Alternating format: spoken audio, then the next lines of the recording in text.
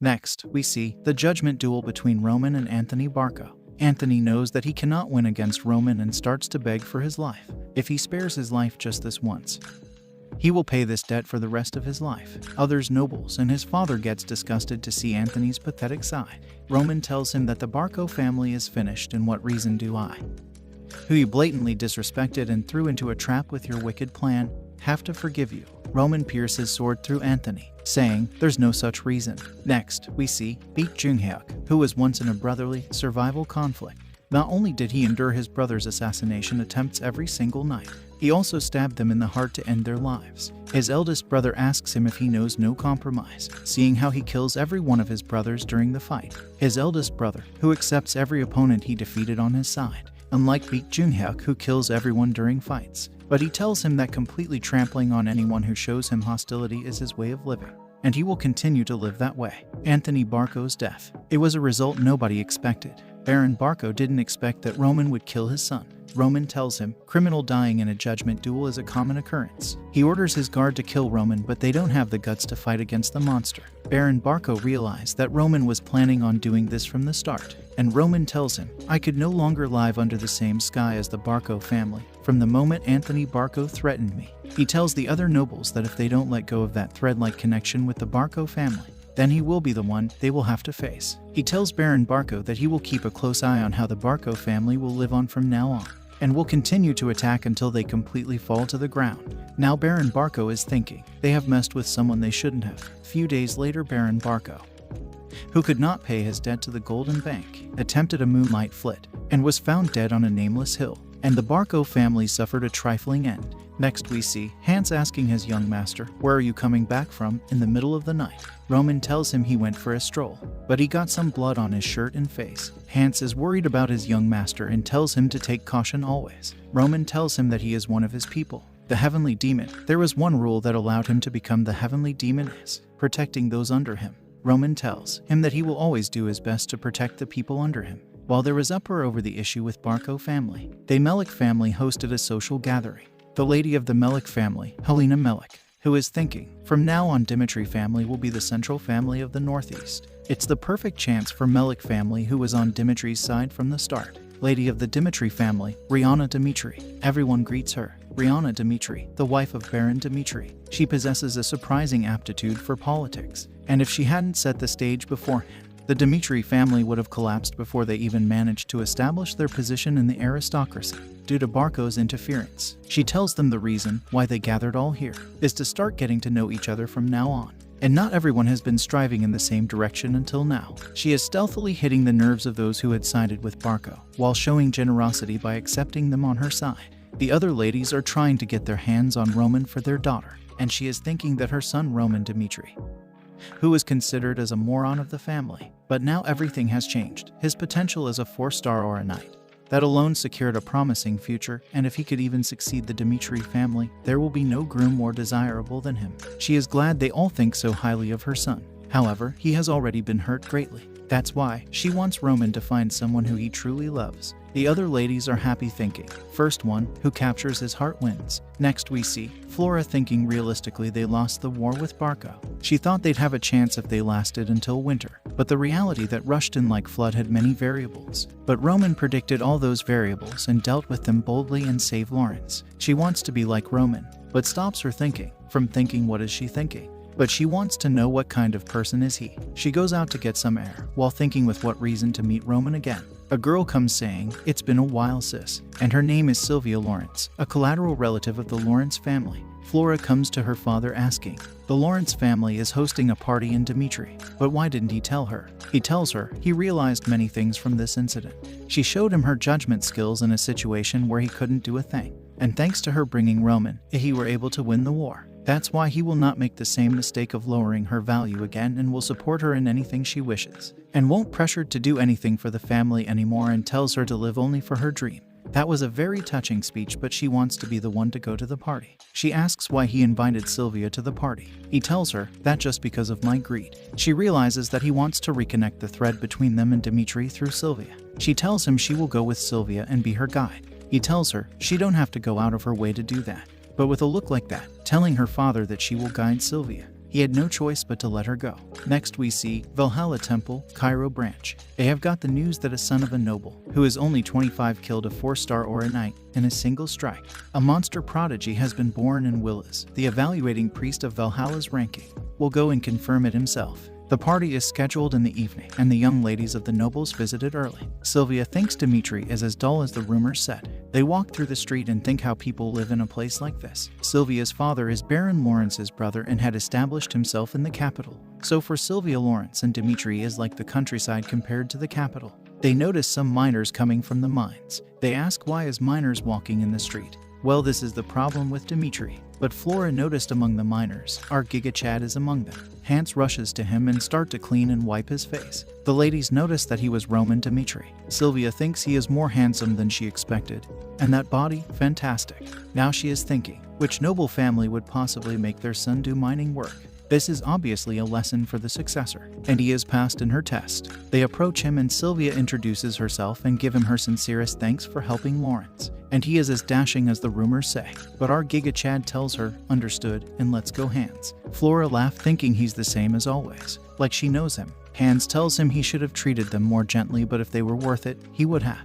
But they ridiculed the miners of Dimitri. Hans asks him how much longer he is going to continue mining. Roman tells him the root of Dimitri lies in the smithy, and beyond that is mine. Using the iron ores mined through the blood and sweat of miners. To forge ironwork by heating it in a furnace is the essence of Dimitri, and he simply want to experience it alongside miners and sympathize with them. Next we see the training ground, where we see Chris training his soldiers. The soldiers, Roman had taught them the heavenly demon cult's fundamental training techniques, the Asura cultivation and Asura sword technique. It could unlock their potential as Aura swordsmen, and the knowledge could be considered a treasure. But it's still not enough for Roman. What he needs is his own intelligence that can investigate a target inside out. And the problem to create an intelligence force, he needs enough wealth and manpower to match it. He calls Chris and asks, how is the training going? He tells him they are impressive zeal and are quick learner and can expect much progress from them soon. Roman tells him he is going to teach him a new swordsmanship, and the name of the swordsmanship is Lightning Flash. The Lightning Flash sword once ruled the Murim and now is about to hand it down to Chris. Next, we see the party has begun. Roman enters the room and the ladies are like,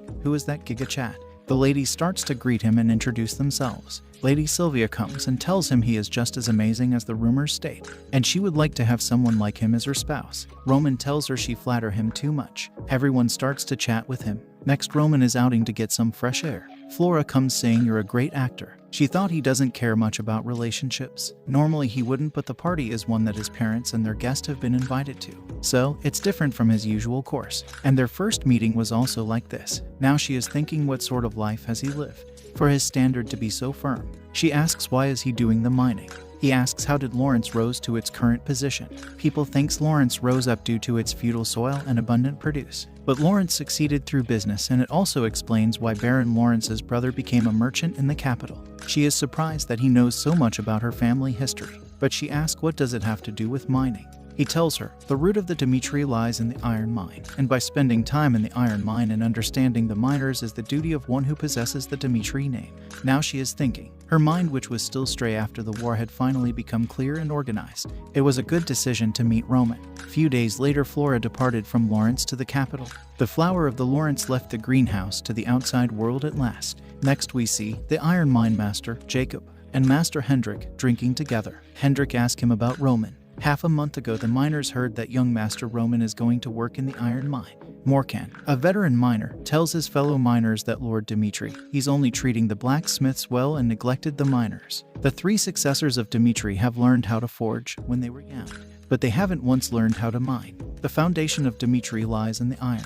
Let's show Roman how difficult mining work is. They all agrees. Jacob tells them young master will be working with them starting today, but none of them give a damn about that.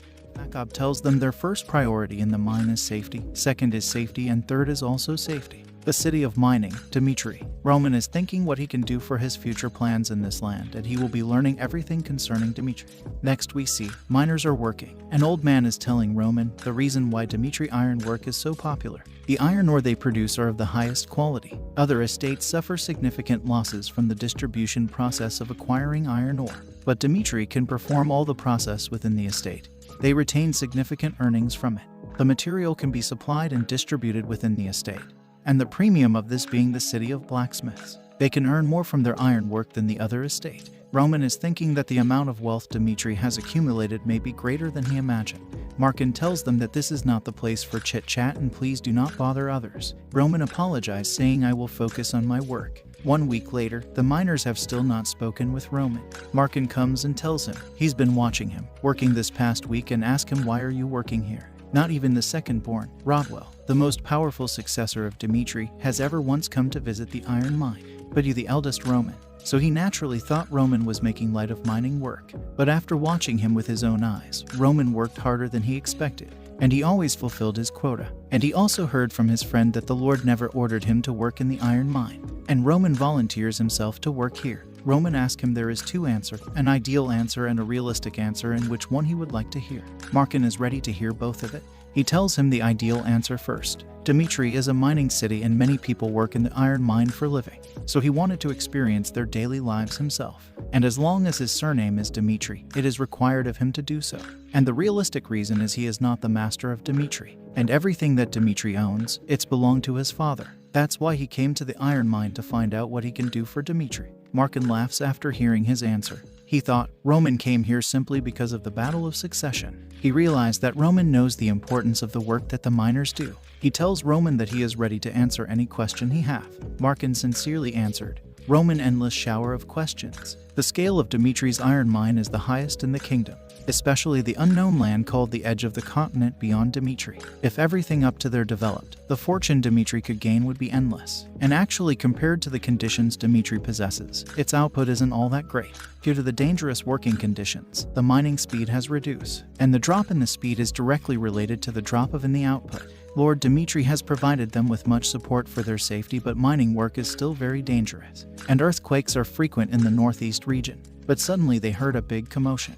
A man tells them the 8th shaft collapsed and one of the workers was buried. Roman tells them he will go and bring that man. Markin tries to stop him, but he tells him those who carries the name Dmitri has a responsibility to fulfill. He went down to the 8th shaft and bring back the man with him. He treat that injured man and tells the other to take him to the doctor, and if he needs potion for the treatment, he will pay for it. He informs the other miners, no matter how well one prepares, they cannot do anything against natural disaster. He tells them that he will resolve the difficulties they are facing, using any means necessary. And it may not take much time either. Next we see Roman father, who is scolding him for risking his life, and he almost lost his son. But Roman tells him he just did what he had to do, and if he could go back in time he would make the same decision. His father tells him to stop working in the mines from now on.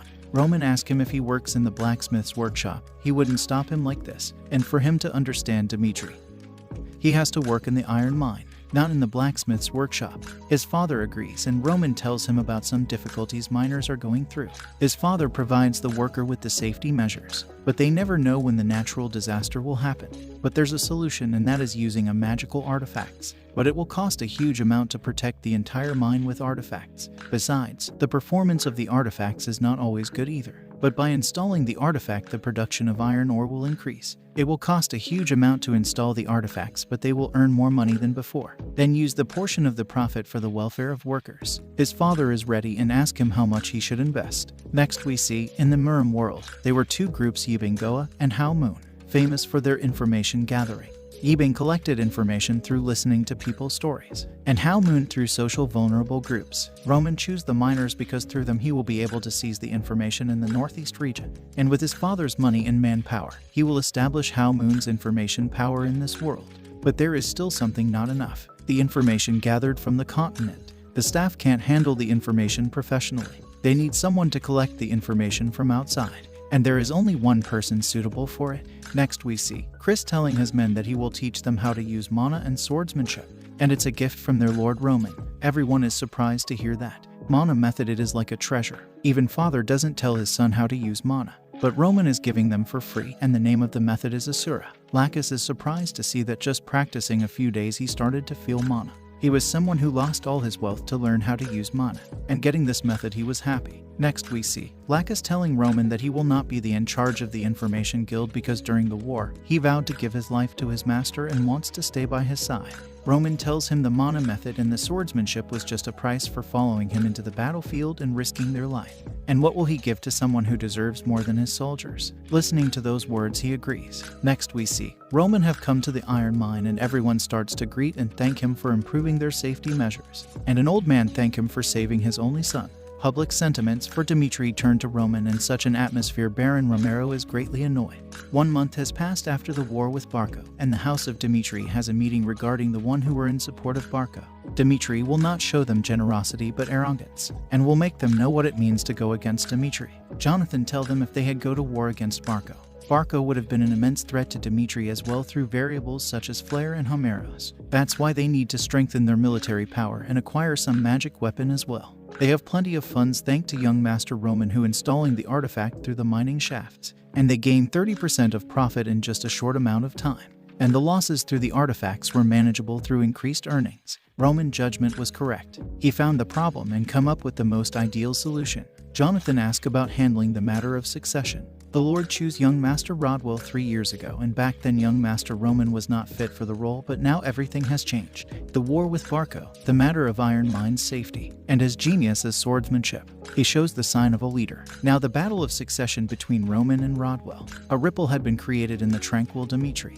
Lord Dimitri is thinking the matter of succession requires the agreement of key individuals. The vassal, the iron master, and lastly the master blacksmith. He summons Hans and asks him about his opinion of Roman to be a successor of the house of Dimitri. He replies if the Lord has asked this question 3 months ago he would have answered no, but now everything has changed. And young master care for his people. He started working in the iron mine to gain an understanding of the people of Dimitri. And the current young Master Roman is someone who cares about his responsibilities as one who carries the Dimitri name. Then the Lord calls Iron Master Jacob, and Markin is also came with him. And they also starts to talk positively about young Master Roman, who cares for his people, and the people will like the successor that they trust and followed with all their heart. Now all he needs is the opinion of Master Blacksmith. Next we see Roman has sent his soldiers equipment for repairing, and Hendrik gets interested in Roman's sword and wanted to know who made it for him. And he needs to ask him by himself. He finishes up the repair of the equipment quickly. Chris is surprised to see the repairing finished up so fast. The man tells him Master Hendrik was on a high for some reason and made all the blacksmiths to focus on this job. Next, Hendrik is asking Roman who made that sword and where did he got it. Roman tells him that he didn't get from anywhere, but he made it himself for himself. Hendrik gets mad after hearing him and doesn't believe him, but Roman tells him he really is the one that made the sword and also named it to the continent Salamander. And if he doesn't believe, then he is ready to show it. They comes into the workshop. Roman tells him he recently started forming a sword to replace Salamander, and he is ready to show him the process of forming that sword. He starts to remove his clothes, and Hendrik thinks he doesn't know the basic of blacksmith, trying to form with wearing any safety clothes. But his eyes gets wide open after seeing Roman hammering the iron. The process of making sword in Miram and his current world is very different. Seeing him hammering the iron like that, handling of steel, speed of his striking, and the sound of hammer and steel colliding. It reminds Hendrik of Lord Romero in his prime. Hendrik apologized for suspecting him to be the maker of the sword. Roman give him the salamander as a gift, now that he have forged a new sword for himself. 3 years ago, Hendrik is against Roman for him to be the successor of the house of Dimitri. Now Baron Dimitri is thinking. Roman has changed, but he is still worried Hendrik won't admit it. But Hendrik agrees with a big smile on his face. Baron is surprised that he has changed his opinion about Roman. Hendrik tells him at the time when Lord ordered him to give some weapon to Mr. Roman. He gave him bad products, but what he said at that time opened his eyes, saying that his action in providing product of this level to the soldiers was not less than murder. He started to change his opinion from that moment, and he also saw him forging a sword, and showed him the sword that Roman forged. The Lord is surprised to see the sword. Hendrik tells him, I think I need to reconsider the decision I made 3 years ago. Next, we see Baron Dimitri has received a letter from his son Rodwell. He was recently upgraded to rank S, and will be going to the field as a commanding officer to gain experience, and will graduate with the best grades at the Royal Academy and make him proud. Now Baron Dimitri is confused. They both have amazing talents, but even Rodwell, who is considered a genius, cannot be compared to the current Roman. Roman is talented enough to be known throughout the entire continent. After Rodwell graduated, and Roman will perform his duty in the military defense, then he will declare the battle of succession. Next we see the people from the Valhalla temple have come. They have come to confirm whether it needs to reflect in the ranking or not. Rank rating. Even if they are of lower rank, families who have rank is considered worthy of recognition from only one fact. The Lord tells them to rest today, since Roman is busy, and meet him tomorrow.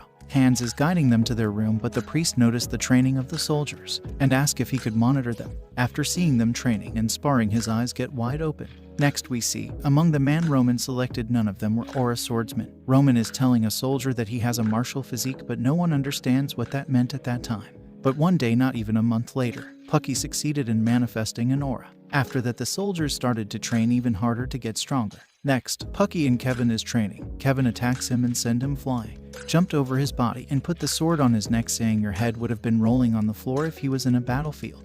As the priest gets surprised to see them and thinks they might be Baron Romero's knight, but Hans tells him they are the private soldiers of young Master Roman. He gets shocked and asks how could aura swordsmen be treated as mere soldiers. Hans tells him if he is talking about Pucky and Kevin.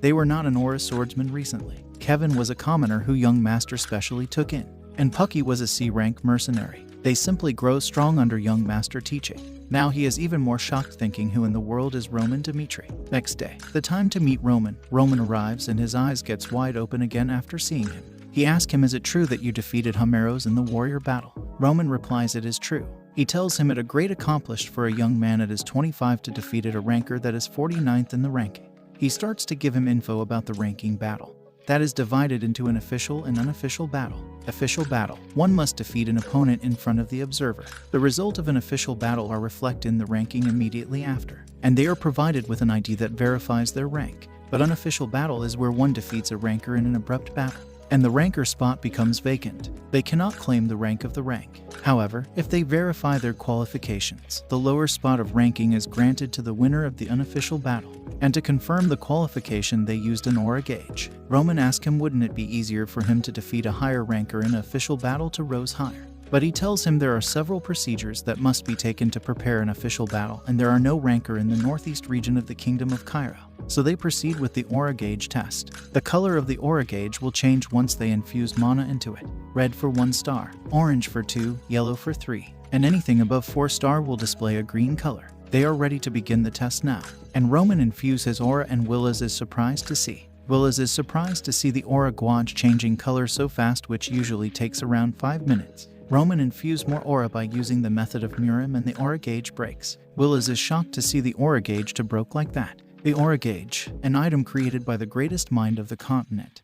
The highest color it can display is green. Even if mana that exceeds the threshold is infused into it, the aura gauge will still function without complications. Roman asks is it defective? Willis also don't have a clear answer to that, but he was certain, before it broke, the aura gauge surely shined green. And Roman Dimitri is a 4-star swordsman. He is not some hidden dragon that has yet to soar, but a fully mature monster. The appearance of a ranker with the potential to reach 6 stars. The Kingdom of Cairo and beyond, that the continent of Salamander will be overturned. He tells Roman that he is unable to make any hasty judgments and will send the results soon, and then he leaves. Thinking he must find out more about Roman. Willis is thinking how can someone who was considered a moron change this much in just a short amount of time? Subjugation of Bloodfang and the war against Barco. Not only is he monstrously powerful, but also has the intellect to use it effectively. Willis gets ready to inform his higher-up through magic call, and he raises Roman Dimitri's status to recruitment target. Valhalla Empire. They are not savages simply crazed by combat. They act cunningly as their empire's status rose, and knew how to use their tradition of the ranking system. Because all those who possess talent aspired to one day rise to possess the seat of a ranker. Valhalla was easily able to discover them, even though their numbers were very few. The man in the magic call tells him to turn Roman's mind to Valhalla, and Willis tells him that he will declare Roman as a 3-star or a knight, not a 4-star, and the matter will be finalized by granting him the unofficial position of rank 100, and the fact he made in the ranking will cause an uproar in Cairo. Next day, Willis's announcement overturned the entirety of Cairo. It was the birth of the young ranker. Capital of Cairo, Kairos. A man is informing about Roman to Marquess Benedict, the authority figure of the central government. He asks Roman's age, and at 25. He asks the movement of other powers. They are moving very quickly, especially the 2 empires. Currently, the Cairo is split into 4 factions. The royal faction that support the king, the aristocratic faction that focused around Marquess Benedict, and the pro-Kronos and the pro-Valhalla factions under foreign influence. He tells him to send someone immediately so that he lose Roman to others, especially the royal faction. Cairo shares its western border with the Kronos Empire, and southern with the kingdom of Hector. Kronos demands Cairo to become their subject nation and has attacking them over the border for many years. Next we see two guys, and one of them is Rodwell Dimitri. They are there to burn the corpse, and his friend tells him about the news of his brother becoming a rancor. But he doesn't believe it, saying it must be a rumors, because his brother Roman can't even take care of himself. How can he become a rancor, and soon enough the truth will be exposed. Next we see the messenger of King of Cairo offering Roman to be the royal knight and to secure Roman Dimitri, the hidden dragon of the frontier. The four faction of Cairo began to make their moves. Next we see to be the royal knight is the highest honor a knight could attain, and the messenger is offering Roman to be a royal knight and swear his allegiance to his majesty. But Roman tells him, is that all they can offer? He is the eldest son of Dimitri and he is not lacking anything. So why should he bother going to the capital to become a royal knight? He tells him if he becomes a royal knight, he will be given his own mansion, and the Dimitri family will be given a higher title. Roman asks him, is this the best the royal family can give? The messenger gets mad, saying, you're making a big mistake right now. He will become a royal knight, get a new title, and even a new mansion in the capital. It's a reward that is too much for someone like him. Roman tells him, you're the one delusional here. He tells him that he got a better offer from Count Gregory's family from 5 days ago, and they also wanted him to be their blood relative through political marriage. From the Denver family 3 days ago, they wanted to sponsor him. And last night, the Benedict family, they offered conditions that are 3 times more compared to other families. And next month he is going to make Dimitri self-sufficient. The messenger tells him, but still, there's no reason why he shouldn't choose us. And as you said, there are traitors who are trying to devour the kingdom, thanks to the royal knight commander, who is preventing the rebellion. And as he knows, Cairo is a small country and all they can promise him is his seat as a royal knight. However, with all due respect, he begs him to offer his strength to his majesty. Roman tells him he does not intend to accept any proposal, but as of now, he won't throw them away, and asks the man to return for today. The messenger tells him he will be waiting for the day when Roman pledges his loyalty to his majesty. 4 proposals and 4 refusals. Roman is buying time by leaving room for all the forces since they're going to be hostile to him anyways. Next we see Roman is training and a man from Valhalla comes and greets him. He was wearing the Dimitri staff uniform. Roman looks at him with scary eyes and tells him he had conveyed his message through the Denver family. So why are they here again? He apologizes for his rude manner, but he has come because Valhalla has true feelings for him and had fallen in love with his potential. They offer him his own title as well as an iron mine and will give him fertile territory. And they will also allow him to access out their Class 1 treasury they keep in their treasury. Those records are classified based on the level of their content. Except for the special records, which is the highest grade, all of those are stored in Class 1. But Roman refuses all of their offers. Roman tells him the reason for his refusal, currently the satiation of the kingdom of Cairo, the kingdom's royal knight, Marquis Benedict, Count Gregory and Count Denver. Pledging his loyalty to one is not as easy as it's look, and he wants to take his time to see what is it that is worth risking his life. Roman makes seem like he'll be going until the end once he swear his allegiance. The man tells him not to be late and give an answer to their proposal by then. He leaves after that and warns Roman to watch out for their southern front. Next we see Roman and his family. Roman is ready to go to the battlefield. He leaves saying, I'll be back in good health. Rihanna tells her husband not to worry. He is going to the southern front, which is safe. Roman is ready to go to the battlefield with his soldiers. The last stop before arriving in the southern front. His soldiers are surprised that their lord rented an inn for them. Inside the inn, someone has a problem with them, and it's the eldest son of the Albert family, Henry Albert. Next we see the house of Benedict has pulled some string to send Roman to the southern front. The southern front, contrary to Marquess who believes it is safe. The Valhalla intelligence agent said it was a ticking time bomb ready to detonate. He will have to find out once he get there. Henry Albert is causing problem to Roman soldiers. Roman comes and asks what's going on. Chris tells him Henry is telling them to get out since he'd like to use this inn. Roman asks him why should we leave. Henry tells him upsetting him will turn out very bad for them, and will give them 10 minutes to get out of his sight. Roman tells him he will not leave and they can simply solve this matter with. Roman draws his sword and tells him, defeat me, I will gladly leave this inn. Henry gets mad, but his soldier notices something. He stops Henry and tells him that man is Roman Dimitri, the youngest rancor in history. Henry gets scared. The Cairo's youngest rancor in the war against Barco. He killed their eldest son in front of his own father, a demon devoid of blood and tears. That Roman Dimitri. He thinks he is dead. The moment he draws his sword, that monster will chop him into pieces. Henry tells him it's his bad and will wrap this matter and let him go this once. Roman comes near him, which make him shit his pant, I think. He leaves the inn, like a hare runs after seeing the lion. On that day, similar incidents happened with all 3 scurrying away after hearing Roman's name. Next, we see Bartender telling Roman that Southern Front is like a resort for the nobles and a perfect place for them to complete their national defense duty. Roman has found out that the kingdom of Hector's scouts crossed the border, and it can't be certain whether they are preparing for war or not. And currently Southern Front is by no means a sanctuary. Roman, he can smell a familiar scent of blood in the air. Next we see Viscount Bale Frank, the commander. He is giving information about their training and all, but no one is listening to him, except our Giga Chad Roman. The commander tells them if they act in a way of disregard for the rules, they will be sent to the Western Front as a punishment. Roman thinks a punishment to be dispatched to the Western Front. Who would? But he is surprised to see that everyone giving their attention to the commander. Next, a guard comes and informs Roman that the commander would like to speak to him privately. The commander welcomes him with a big smile. He tells Roman that he was elated just from the news of the birth of a hidden dragon in Dimitri and a youngest ranker. He asks Roman, is it true that Marquess Benedict pulled string for you to be sent to the Southern Front? Roman replies, that's correct, but I didn't ask him to do so. Hearing it, he gets straight to the point and tells him he will take good care of him in the Southern Front, but when he meet Marquess Benedict in the future, simply tell him that Viscount Bale Frank made my life easier in the Southern Front. Roman thinks there is no reason to refuse what he's willing to give him. Roman comes out of the room and Henry was outside waiting to tell him that he messed with the wrong guy and the Bale Frank commander is his uncle. But Roman asks him, what do you expect me to do with that information? Henry goes inside the room to complain about Roman to his uncle. He tells his uncle that someone threatened him with his life. His uncle gets mad and asks him to bring him to that person. But after seeing Roman, Henry gets a slap on his face. Poor Henry. Next, we see Henry when he was a kid and his uncle loved him so much. But what happens to that uncle? Now he even hit him. Knowing the other party is Roman, he apologizes for his nephew. He scolded Henry for his action and tells him from now on he will stick him with Roman in everything and form an amicable relationship with Roman, no matter what. And if he doesn't follow what his uncle said, he will send him to the Western Front. Viscount Bale has provided Roman with a private quarters. Next we see a man named McBurney, Southern Training Camp General Instructor. He was a commander, started from a common origin and rose to a commander who served the Kingdom of Cairo for 10 years. But during a fierce battle, he lost his sword-wielding right arm. His life of a warrior has been brought to an end.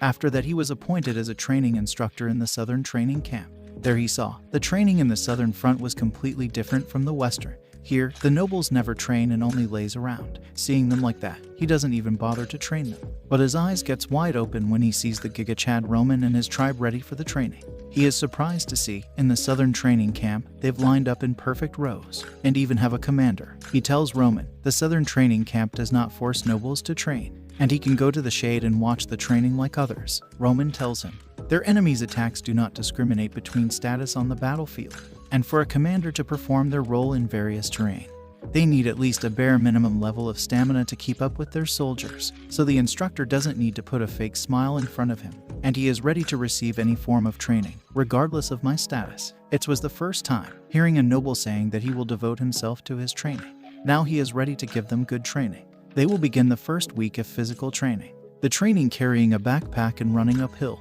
Other nobles cannot keep up with Roman soldiers' pace. He give them the training that a soldier should receive. Others nobles are complaining that they couldn't keep up because they didn't receive enough training. A guy comes saying, how much training have you guys received then? Oh my God, he is Henderson, the scared little guy from the recruitment test. He has completed change like Giga Chad. The noble tells him they've only trained for barely a year. Henderson tells him they only started training 3 months ago.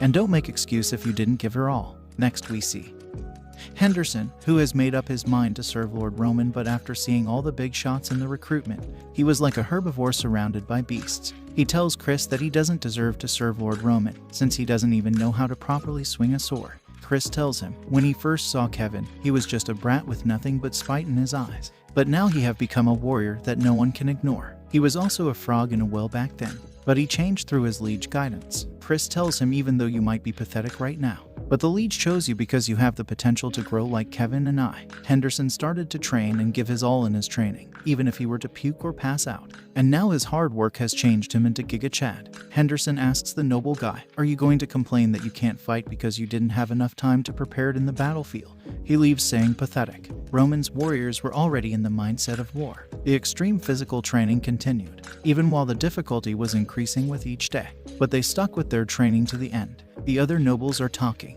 Why are they training like that in the Southern Front, which is far off from war? and Henry is thinking how to get close with Roman. He went back to sleep thinking it will work itself. Next we see the Ranger Corps Captain, Jackson, who is informing the King of Hector that they can conquering the southern front will not be a problem. The Kingdom of Hector were once a superpower on par with Kronos' empire, but suffered a helpless defeat in a war against Valhalla and fell to ruin. Now Hector's strength fell to the Kairos level. Edwin Hector, the Prince of Hector, tells his father the money they borrowed from Golden Bank has come back as massive interest and is suffocating them. And the kingdom cannot go on any further like this. Hector will lose any meaning as a kingdom. For their citizens in despair, as well as the kingdom itself, they have to make decision for war. His father asks him if he is confident. He replies, "I would never brought it up if I wasn't." He gives him the permission to command the war. Next we see 3 weeks of training had come to an end. The commander tells them they will be part of 5th Defense Line's Reserve Corps from today on. It's a safe place, and he had pulled some string for Roman to be dispatched there. Roman thanked him for that. Next we see the instructor thanking Roman for everything until now, and give him a map of Southern Front geographical features and its information, saying it will be helpful if wars ever breaks out. Roman thanks him. He wanted to follow Roman, who he thinks someone worthy for his life. But what can he possibly do when he doesn't have a right hand? And Roman already has outstanding talents under him. He bids him farewell. Roman is grateful for his map. Southern Front 1st Defense Line. The war has broken out and the enemy has attacked. Next, we see the uncle has put his nephew together with Roman in the 5th Defense Line, and had tell him during these 2 years to form an amicable relationship with Roman. 5th Defense Line, Reserve Corps Base Camp. Henry and Roman have arrived there. They heard a big commotion. Hector has declared war. All force ready to engage. Henry is confused. War. Engage? What's going on? And shocked to see Roman have already left. The gate has broken. Enemies have entered and guards are fighting. Baron Bruce, 5th Defense Line commander, is shocked. 5th Defense Line was considered the paradise of the Southern Front.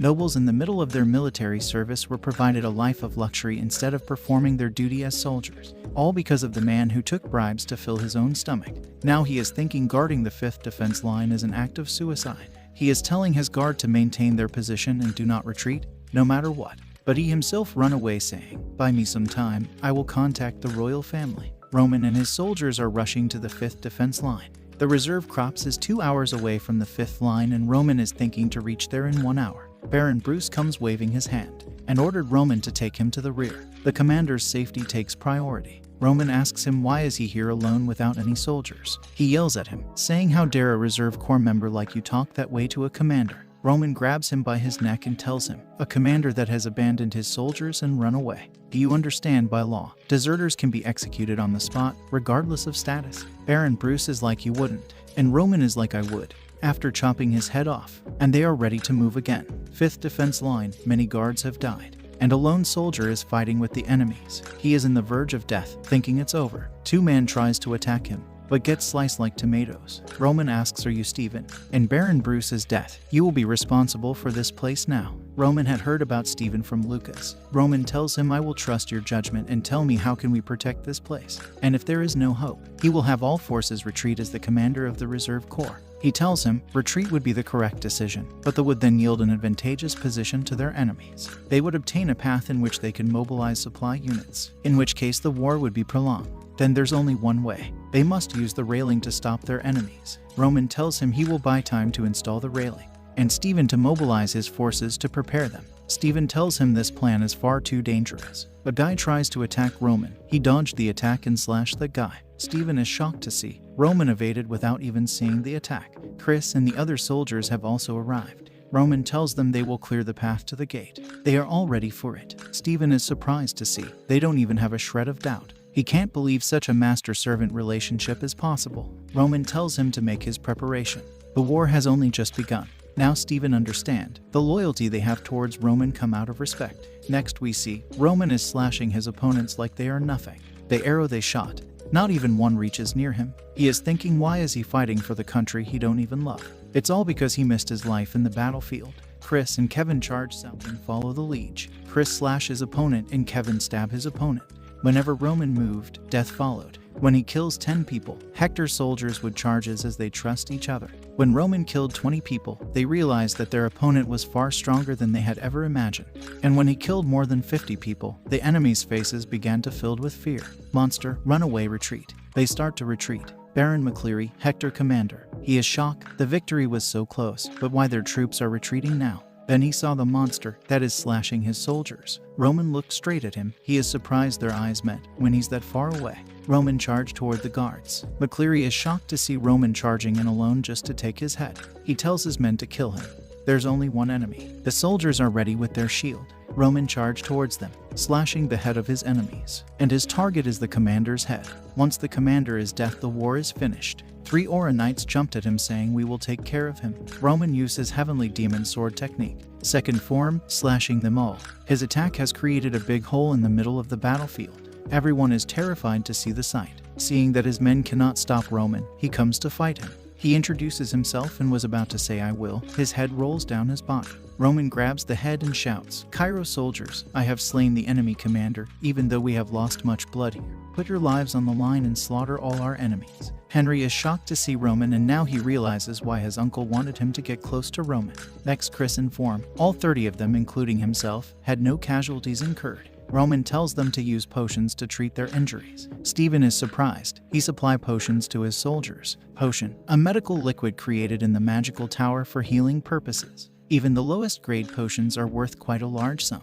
Roman tells Stephen to take care of the battlefield here and prepare for the second round of attack. And Roman will need someone that's familiar with the terrain of the southern front, because the war is not over yet. Stephen bring a guide and his name is Kobe. Roman showed him the map and asked for the shortest route to reach the rear camp. He showed him a route, but Roman tells him that route will take 2 hours and 30 minutes. What he needs is a shortcut that will help them arrive within 2 hours. Kobe gets surprised. How did he know that the mountain path would take 2 hours 30 minutes? He realizes that Roman already has a certain grasp of the southern front terrain. Roman tells him he studied the basic information in case of any unexpected situation, but he doesn't have a perfect understanding of everything. That's why he needed the assistance of the native of the southern front like him. Kobe is surprised that Roman is different from the other nobles, and if Roman helps them, he is sure even the southern front can have hope. Exactly 10 minutes. The meeting didn't last very long. Chris informs him they are ready to depart, and Henry Albert is also there. Roman asks him, "Why are you here?" Henry replies, he is there to apologize and he will like to follow and help him. Roman tells him, "Whether you follow me or not is up to you, but don't get in the way of my plan or I'll leave you behind without a single bit of hesitation." Next we see they are moving and Kobe is in the front and Roman and his men are behind, and our fat Henry is way behind. They find a guy, a soldier from Southern Training Camp. Roman asks him what happened. He tells them the Southern Training Camp was attacked. Now Roman is thinking the place that got attacked was the Southern Training Camp in the rear, and not the front line. Since the soldier of the training camp could escape this far, there's a chance that the attack began at least 30 minutes ago. In that case, Hector Kingdom must have attacked all 5 defense lines. He notices something and tells his men, "Let's go to the Southern Training Camp first." Next, we see the soldiers of Hector telling McBurney to give up and they will give him a painless death. And he is telling them he will kill at least one of them even if it'll cost him his life. He is thinking, if only he had his right arm, and thinks about Roman, who was assigned to the 5th defense line. But why is he thinking about Roman on the verge of his death? A big blast happens and the 2 guys get scared. Did the Cairo send reinforcement troops already? It's none other than our boy Roman Dimitri. Chris tells his men to get rid of the enemies and rescue the survivors. The 2 of them charge towards Roman. Roman didn't kill them but make them pass out, so he can interrogate them later. One guy tries to run saying, "I need to report this to higher ups quickly." But the instructor grabs him by his neck and tells him he will kill at least one of them. And he killed him. Roman tells him, "Leave the rest to me and take a rest for a little bit." Next, Chris is informing Roman that Viscount Vale was injured in his fight with Hector's soldiers and withdrew into the mountain. And the Hector soldiers the caught. They have locked them all in one building. Roman tells him not to allow anyone to enter the building without his permission. There's definitely a reason Hector used diversion tactics, and he will find out what that is now. Roman tells them he will give 3 minutes starting now and give him the answer that they wanted. And if they don't, then they will experience excruciating pain until he finally let them die. The soldiers tell him to just kill them. Question number 1. What is Hector Kingdom's objective? The soldier tells him to go F himself. Question number 2. Why are you guys in the Southern Training Camp? The soldiers tells him to kill them. 3 minutes up, he puts a purple-like fire on one of them and he feels that excruciating pain. He calls it the body crusher. As they experience the pain of their muscles and bone being distorted, they will die a very slow death. Seeing his friend dying like that, the other guy tells him, "Doing this nothing will change. You guys are already too late to stop them." Roman tells him he's been waiting for that answer. He never expected those guys to tell the truth. He just wanted to see their responses and he was right. Their real objective lies in the rear. And then he killed that soldier. Now he understands. The diversion tactics to attack the southern front line was to confuse them, and if they succeed, the southern front line could be considered to have fallen already. Next, we see Roman ask McBurney what happened in the training camp. He tells him they were attacked about 2 hours ago. They were preparing to train as usual, but the Hector soldiers suddenly appeared and attacked them. They couldn't even find out if the commander is alive or not. Roman asks anything special about the enemies was wearing. He replies they were all wearing light equipment, and the enemy commander's face was covered with scars. Roman thinks face covered with scars and light equipment. He tells him they could be the Ranger Crops. Hector Kingdom, the Ranger Crops. The leader of that squad has a face covered with scars. He thinks of them as a badge of honor. But McBurney didn't understand why they attacked the southern camp. If they wanted to occupy an advantageous higher ground, then shouldn't they destroy the forefront instead? They came to the rear instead of going to the front, and they attacked the southern training camp because it's on the way to the rear camp. They had no choice but to attack, and attacking the forefront defense line was just a smoke screen. Their real objective is the rear camp, the Warp Gate. Warp Gate, the ultimate form of magic that controls space. They can also transport troops for a combined attack. The Hector plan was probably to occupy the Warp Gate in the rear. McBurney tells him if that's the case, they have to help the rear camp immediately. Roman tells him they didn't receive any request for reinforcement. That only means they have occupied the Warp Gate. The defense line's enemy and the rear camp's enemy. Southern Front's forces, including them, are totally isolated, and they need to survive in this place without the help of the kingdom. Next we see a guard informing Prince Edwin about the situation of the war. Edwin tells him the most important thing right now is to destroy the fortress wall in front of them and the existence of the Warp Gate. In worst scenario, they must prepare to destroy the Warp Gate. Now they are ready to begin their second plan. Edwin Hector hit action has revived the Hector Kingdom. Next, Jackson has killed the guard and tells his men to hurry up. They must succeed in the connect. 1 year ago, Edwin is telling Jackson about the situation of the Hector has worsened and offered Jackson to take over the Cairo Kingdom's southern front with him. Edwin Hector, who's known to be the greatest genius in the Hector's history, was like a fated hero that appeared in the turbulent times. So the Hector sent their troops for reconnaissance on the southern front 48 times within a year. They dig a tunnel that connects to the rear camp, and with that got their hands on the Warp Gate. They finish connecting the gate and Prince Edwin comes out from it. He puts a guy named Kellen in charge of the 1st Battalion and asks Jackson about Baron McCleary, who they lost contact with. Jackson is also confirming the details about that matter. Edwin had told them not to push their attack too much, so as soon as the operation over, he will make sure to punish Baron McCleary no matter what the results are. Despite his meticulous plan, he wasn't aware that 2 unexpected situations had occurred. 1st Defense Line, Count Donald 1st Defense Line Command. A guard tells him they received a call from Southern Training Camp. Roman tells him that the Hector has occupied the Warp Gate and they have been isolated in this place. But Count Donald doesn't listen to him and hang up the call. Roman is ready to abandon the defense line, excluding the 5th Defense Line. His soldiers are ready. They will be going to the mountains from today onwards. Next we see Count Donald, thinking Roman was right now that they can't connect to the rear camp. He is thinking if they hang on in the fortress until the reinforcements arrive, which takes half a month, they still have a good chance of winning. 4 hours later, they are completely isolated. Now he is thinking they have prepared all the armaments in advance. They can last in the fortress. He tells everyone not to give up and don't expect any reinforcements from the kingdom right now. But they have to hang in until the reinforcements are here. But their hope turns to despair after seeing the flare. They starts to fire the flare, burning all the guards inside. Now Donald is thinking he should have listened to Roman. His head gets chopped. They have occupied the fortress and imprisoned all the surrendered soldiers. Edwin's plan is perfect, but he is still feeling uneasiness. A guard informs him big trouble. Baron McCleary has died on the battlefield. Edwin asks who passed on that information.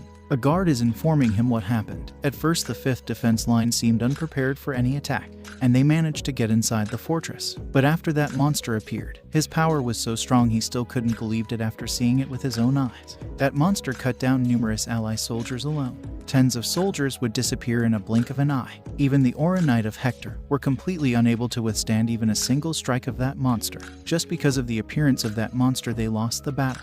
Now an unexpected variables has appeared. The youngest ranker of Cairo, Roman Dimitri. Jackson informed him they have checked the 5th Defense Line, but none of the Cairo's soldiers had remained there. It seems they have withdrawn into the mountains. Well, now they have taken over the southern front. It's time to negotiate with Cairo Kingdom.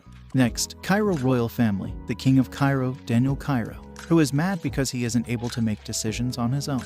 He's required to obtain the approval of the powerful aristocrats in order to mobilize troops. Marquis Benedict comes, and the pro-Valhalla faction Count Denver and pro-Kronos faction Count Gregory. They starts to talk about the situation of the war, and Benedict suggests to send reinforcements, but gets shocked after hearing they took over the warp gate. The king yells at them if they have given him the right to make decisions. The Southern Front wouldn't be in such danger right now, and this all their fault. A guard comes and informs them they receive a magic call. Edwin is putting his demand, gold worth Southern Front. They are shocked, saying this is a plain robbery. He gives them 3 days, and if they don't meet their demands by then, the Southern Front will be absorbed as a part of Hector. And if they try any petty tricks to buy time, none of the hostages will make it back. Hector Kingdom's state has worsened day by day, and in order to protect his people, he will do whatever it takes. He'll become the devil of this era if needed to be. Next, we see the king is telling them they have no choice but to give the compensation that Hector Kingdom has requested. Benedict tells them if they do that, Hector will definitely ask for a huge sum. The king yells at them if they have a better plan, then tell us. Everyone is silent. The king is thinking as these people, who always fight over the authority over a small country pathetically. And now when they are in crisis, they're so damn powerless. He tells them they will accede with the Hector's requests. Viscount Denver doesn't agree and tells them Roman Dmitri is in the Southern Front. And based on the report he received, Roman has succeeded in defending the fifth line and even turned the tide of the war in their favor. And they might have a chance of winning this war. The king agrees Roman is a great swordsman. However, he won't be able to influence the war by himself. Benedict also agrees, saying they cannot lose a talented man for the sake of gambling. Count Denver thinks these people doesn't know what Roman Dmitri is fully capable of. Since he is part of the pro-Valhalla faction, he heard that Roman possesses the talent of 4-star and above. He tells them, just 3 days. If nothing changes in the Southern Front, let's accede to the Hector's request then. The king agrees. Next, Henry is surprised to see the first defense line has been destroyed. He tells his men to retreat to the mountain right away. They starts to run to the mountain. Chris jumps in front of them and almost cut Henry's neck. Chris tells him to be quiet, and he is surprised to see Chris there. Chris takes them to their secret base, and Henry is surprised to see. When did they create a secret base there? Chris tells him his liege already expected the fall of the rear camp, and prepared this secret camp for that situation. Henry tells him they should be running if the rear camp has fallen. Why did they make this camp here? Chris tells him the war isn't over yet, and they crossed the mountain to defeat their enemies in the order to protect allies like him. And if he were on the Hector's side, he'd already be dead by now. He thinks Chris is a monster. He asks for Roman. He tells him he is currently defeating the enemies on the forefront alone. Now Henry is thinking the big monster is Roman and his underlings are small monsters. Next we see the soldiers are fighting. First defense line Deputy Commander Brandt, who is fighting and cursing Donald, that son of a bitch, because of the commander's unfounded bravado. The first defense line's soldiers are being mercilessly slaughtered. He is down and his enemies is ready to cut him down, but gets his head chopped by Roman. The other soldiers attacks him together. Roman sliced them all like tomatoes. Roman tells him he is from 5th Defense Line's reserve squad, and his name is Roman Dmitri. He is surprised that Roman Dmitri that advised them to retreat. He came to save them instead of running away. He informed Roman the first defense line has already fallen and the second defense line won't be able to last long either. Roman asks him if he is suggesting to give up. He tells him he acknowledges him as a strong swordsman, but it's impossible to fight the Hector Kingdom alone.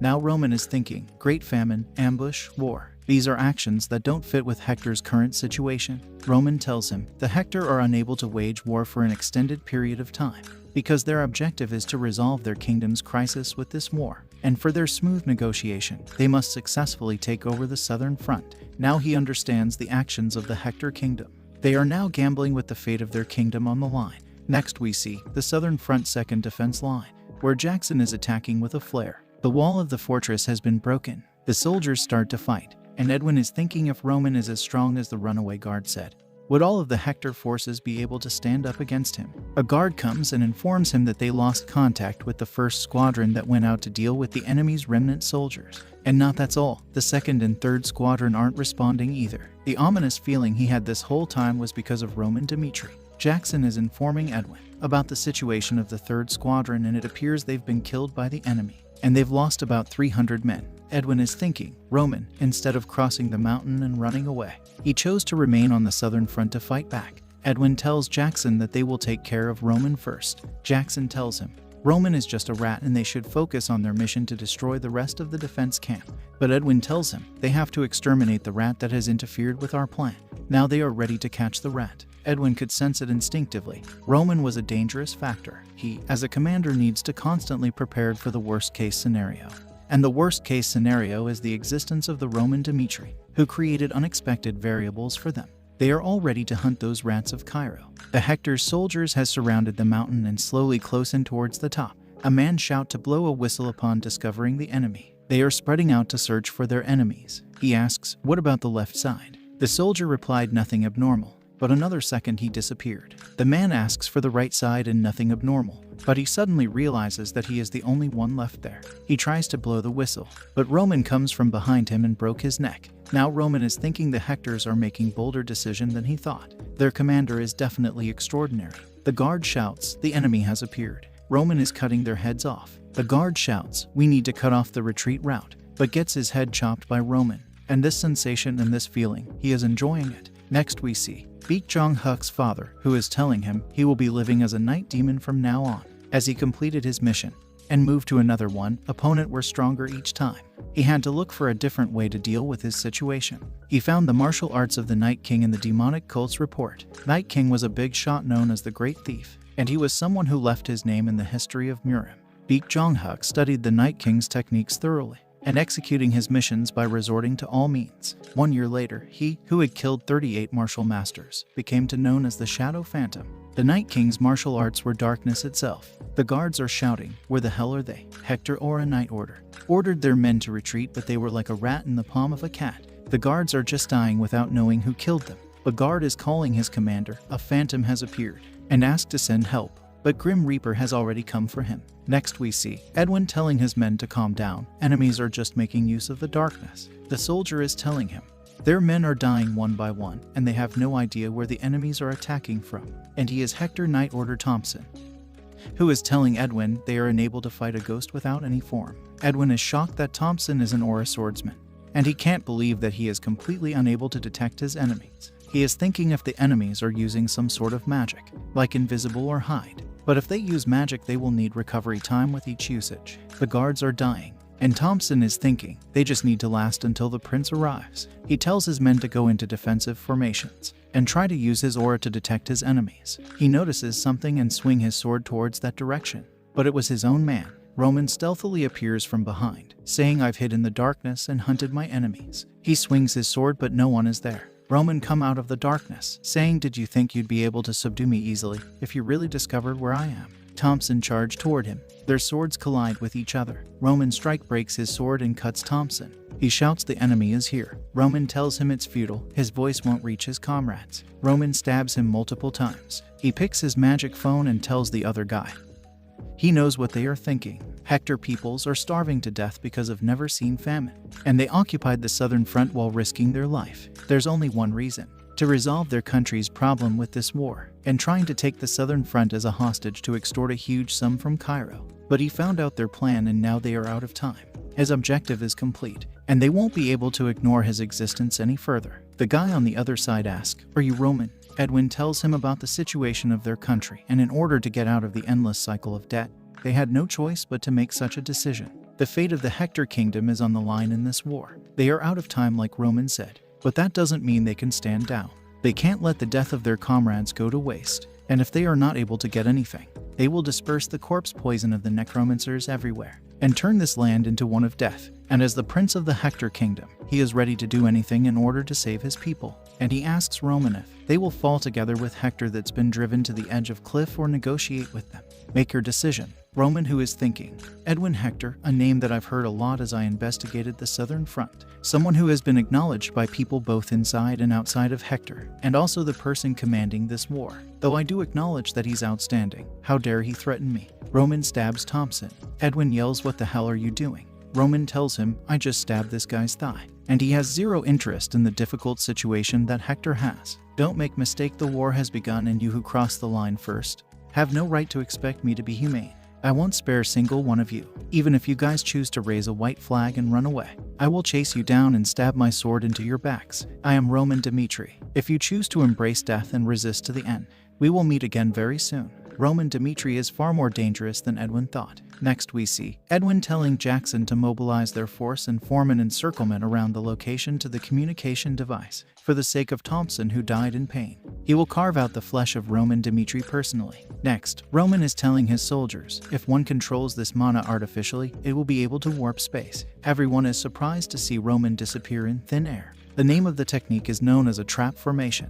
A soldier is telling his men to take out the enemies. Chris chopped his head off. It's just as his liege said. Hector's army isn't able to detect them. He shouts, attack the enemy, and Hector's soldiers are shocked to see their enemy coming out from thin air. Chris, who have been reborn completely into a new person after his hard work with Roman. He hung on with grit even if he was about to collapse. As a result, he was able to use the sword techniques of the top 10 strongest martial masters that ruled the world of Miram in this place. The lightning flash. They have taken down their enemies and now it's time to retreat. At the same time, battle occurring in another region as well. Kevin, his comrade, says that he's a monster that grew stronger the fastest. He is thinking he will always follow the values that his liege follows. The way of his liege are absolute. In another location, Falqui and Vulcan has also completed their missions. 4 groups launched their attack at the same time and the operation was a success. A soldier is informing Edwin that their enemies appeared out of nowhere and attacked them. Edwin is surprised. There isn't any magic that can move many people, unless one uses a magic scroll. But high circle strolls are strictly controlled by the magic tower. There's no way the sloppy southern front would have such an item. And for a high-class mage to be here in the south and not in the west, it's ridiculous. Mage are rarer than aura swordsmen, and most of them would belong to Magic Tower, which is neutral organization. And Magic Tower has a repository of knowledge. Mages have no choice but to choose to join the Magic Tower. And each country would only have very few mages because of this. This isn't magic. He would be able to find out if he goes there personally, but he needs to wait for the right time. For the time that Roman falls into his trap. Next, Roman has pierced his sword through a soldier, and he tells him they finally got him. He activates an artifact in a light flash. Roman tries to escape, but the light that the artifact shoot was embedded all over Roman's body and exposed his location like a firefly. A soldier informs Roman is moving to the north, but gets his hand chopped by Roman. Other soldiers shout, avenge our comrades. Roman used Heavenly Demon sword techniques, second move, and now he has reached his limit. The soldier tells him no matter how strong he is, he won't make it out alive. Roman tells him he chose to walk into their little trap, and their soldiers were running recklessly in hopes of trying to stop him, somehow for 1 minute, no, for 30 seconds. It's interesting they have become more careless than before, and he will play with them as long as they want. Jackson comes saying this is it for you. Looking at him and that energy, he is definitely 4 stars. Now it's getting interesting. The fight begins, and Jackson has finally got Roman Dimitri. Jackson, a 4-star aura knight, who is not in the ranking. He's only known as the leader of the Ranger Crops to the outside world, and no one knows exactly how strong he is. And Jackson is shocked that Roman is not being pushed back by his attack. The news that Roman was a 3-star swordsman was all lie. Starting from 4-star onwards, one would be a walking disaster. That's why the soldiers went down so helplessly. He realizes Roman is strong. Roman starts to attack Jackson and Jackson is being pushed back. Having a chance, he blows the whistle. Suddenly the soldiers come and encircle Roman. Roman tells them they are mistaken about a few things. He removes the artifact fragments from his body, and even if they surround him from all sides, they will not be able to subdue him. Just in a blink, he appears behind Jackson. Now that they are all here, that means Edwin Hector has no one on his side. Jackson turns behind, but Roman has already gone. Roman is going for the commander's head to end the war. He follows the mana flow of the communication that Edwin is using and find his location. Bottom of the mountain, Hector's main camp.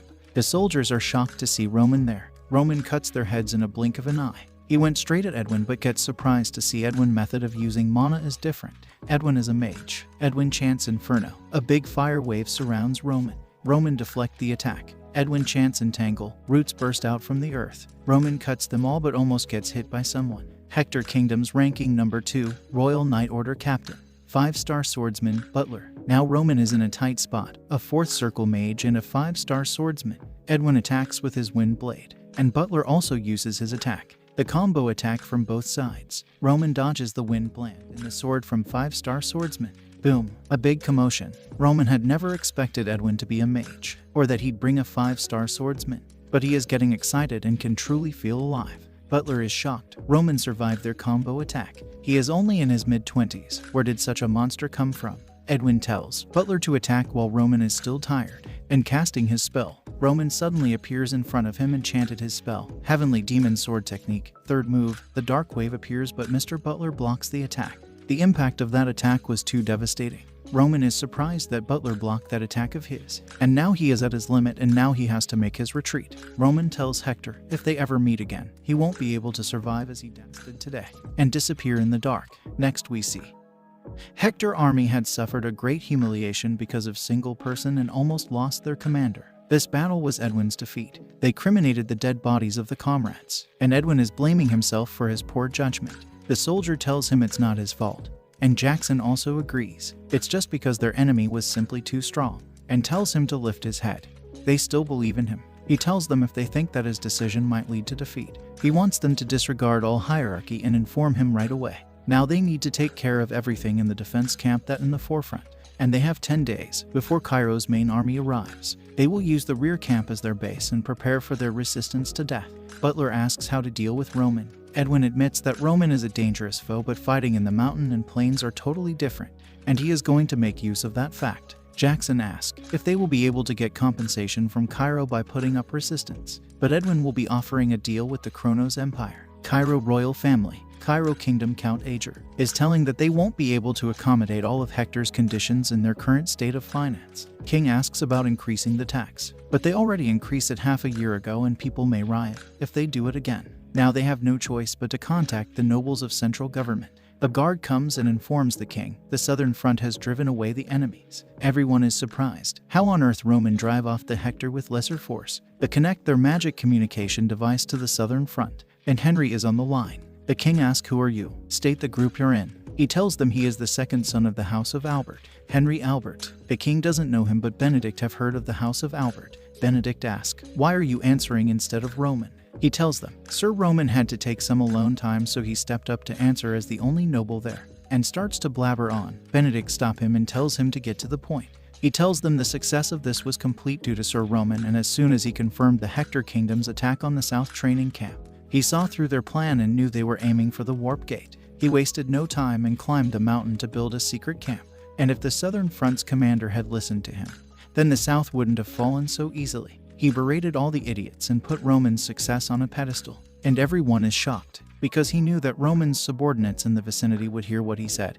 He intentionally talked louder, even if they only have 200 soldiers, but Sir Roman was in the front, and made us claim victory. The king is happy, and the other counts suggest to take action of this opportunity and send their reinforcement there. The king tells them they will reject further negotiations with Hector, and now they will be the one to recover the pride of Cairo Kingdom, and gathered all the vassals of their families. But after the meeting, their objective was just one person, Roman Dimitri, and that was the moment they all decided to get him on their side. Now Henry is thinking if he can become one of Roman's people, he'll be able to make it big. He tries to approach Chris, but Chris tells him if he really want to be acknowledged, then show them that he can be trusted with their back on the battlefield. He is thinking trust.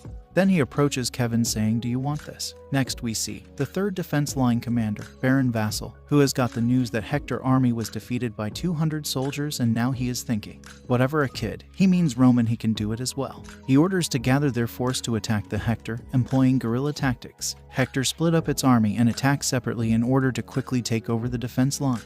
And among them, the army that's attacking the 3rd defense line consisted of 3,000 soldiers. Baron Vassal laid in an ambush and attacked the Hector's army, but the Hector's army didn't have the weak soldiers that he thought they could take down. He is shocked to see his men are getting one-side slaughter. The Cairo commander soon realized that the victory on the mountains was only possible because of Roman Dimitri. A guard is informing the king that the Baron Vassal, the commander of the 3rd defense line, was killed during the battle with the enemy. A guard comes rushing and informs the 3rd and 4th are being attacked by the enemies at the same time. And they got a call from 2nd defense line, and a man is telling it'd be impossible to last 10 days in this state and send help. Now the king is shocked. It's not that Cairo is strong or Hector was weak. The overwhelming victory they had was only due to the existence of Roman Dimitri. Next we see a cave, and Roman is thinking that the magic, the use of energy in Murim in this world is totally different, and if Hector would have been even more powerful mage, he wouldn't have been able to escape. He still hasn't been able to recover the martial prowess that he once has as the heavenly demon. Edwin Hector predict that he'd attack and was waiting for him after lying a trap like a spider. Now he is thinking of the possibility, how to fight with them. He would dodge the Inferno attack and counter with a lightning flash. But there's Butler, a 5-star swordsman. but maybe he's been waiting for a fight like this where he has to risk his life. A new challenge, a new formidable foe, and he is someone who can't live a comfortable life and be satisfied with it. He tries to find the possibility to defeat Butler, but he died every time. And he finally defeats him. He has completed his preparations. Next, Henry is asking Chris when is Roman coming out because the royal family is urgently looking for him. Chris tells him no one may enter until his liege comes out by himself own accord. He was lucky Roman comes out. And Henry asks him why do he look so rugged. Chris informs him that the 2nd, 3rd, and 4th had fallen into the hands of their enemies. And Hector took all the war supplies and gathered in the rear camp. And the rear camp is where they're preparing to fight to the death. Henry informs him that the royal family have been waiting desperately to get in contact with him. Roman connects to the royal family. King asks him what he's been doing when the southern front had taken down. Roman tells him he has been preparing for his strategy this entire week. And to be honest, he left the battle with Hector up to luck. And Hector's put their lives on the line in this war. And the Hector Kingdom's 2nd strongest butler has joined this war, and their commander, Edwin Hector, is a mage. And as they all know, mages have overwhelming power when they're fighting on a field. So he thought that they ought to fight them only after Cairo main force arrived. They are surprised by all the information they just got. Benedict tells them there's no need to interrogate our war hero any further. The king tells Roman their main force is about to arrive at the southern front, and tells him to join and help them. Roman tells them time is not on their side. If they cannot destroy the rear camp within 3 days, Hector will definitely pull an external army like the Kronos Empire into this war. And there's one way to stop them, a full frontal attack. They need to defeat Hector within those 3 days. Next we see Kronos Empire Count-Hearted, who is telling Edwin that they don't want to deal with Cairo's wrath. And if the rear positions remain intact for the next month, they will accept the deal of Hector. Hector has no choice but to accept. Edwin tells Jackson to connect to the Hector's family through warp. They need manpower and supplies that will last for a month. Hector's warp gate. The linking time is at least 3 days. Next we see Commander-in-Chief Viscount Partius, noble faction, who is saying how dare they put a flag in Cairo's territory. Next, the Commander-in-Chief Viscount Thales, Kronos Empire. Next, Commander-in-Chief Baron Brahim, Valhalla Empire. And they all three are there to secure Roman Dimitri's heart. Roman comes in the room and Partius greet him. He was told by Marquess Benedict to win Roman. If he is taken by other parties, the balance of power may collapse. Roman Dimitri, the eldest son of Dimitri. It bothers him that it's a family of commoners, but he is only in his mid-20s. He tells him to take a sit and apologize in place of Marquess, who personally connect Roman to the southern training camp. And the situation has turned out to be like this. Roman tells him it's all right, and the three of them start to do their best to win him over. But Roman stops them and tells them he is not naive enough to not know why they came to him. But right now the enemies has planted their flag and appear to be proud as they lift their heads high. He think it's not right to discuss his future in this place. He tells them after defeating Hector to become Cairo's greatest sword. He is thinking of challenging the rankings. And wait until then, he will offer his sword to only one person. They are surprised to hear Cairo's best swordsman. And now they focus on the situation in front of them. Partius tells Roman now they've got troops attacking Hector head-to-head match have a good chance of winning.